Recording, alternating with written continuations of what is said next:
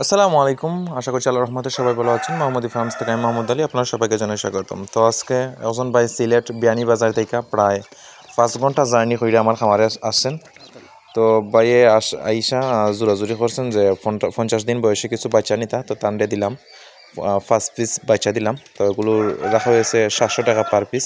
তো আর একটু বেশি রাখা গেল না, তো ভাইয়ে তো দূর থেকে আইসেন দেখে আর কিছুটা সময় রাখছি আর কি। ও বর্তমানে আমি আর বাচ্চা টাচ্চা সেল দিইলাম না, কিছুদিন পর থেকে আবার সেল দিয়ে আরম্ভ করবো আর কি। আমার খামার বাড়ানোর পরিকল্পনা রয়েছে আর কি। আমার যে আপনারা যারা আমার নিয়মিত ভিডিও দেখেন তারা অবশ্যই জানেন যে আমার 1000 ব্রয়লার মুরগির শেড রয়েছে। তাতে আর ব্রয়লার মুরগি লালন পালন করবো না, এখন থেকে আসিল মুরগি লালন পালন করবো ইনশাল্লাহ। আসিল মুরগির চাহিদা মোটামুটি বাজারে ভালো পরিমাণেই আছে, আর অন্য অন্য মুরগির তুলনায় আসিল মুরগির বাচ্চার দামটা ভালোই আছে আর কি। তো আলহামদুলিল্লাহ আজকে আবার কিছু বাচ্চা ইনকিউবেটর থেকে বাচ্চা ফুটে বের হয়েছে।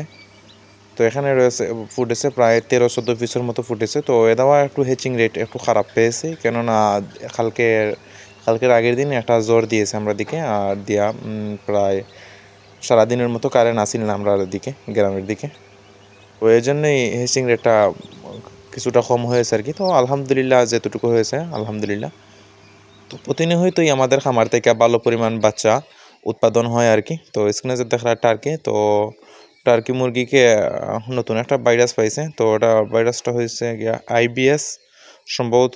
তো টার্কি মুরগিকে বিশেষভাবে রোগটা ধরছে আর কি। তো মেডিসিন প্রয়োগ করছি, আশা করি 2-1 দিনের ভিতরেই ইনশাল্লাহ ঠিক হয়ে যাবে।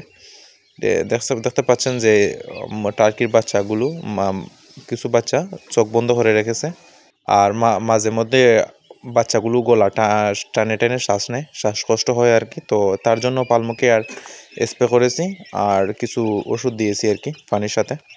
তো আজকের ভিডিও এই পর্যন্তই। সবাই সুস্থ ও ভালো থাকবেন।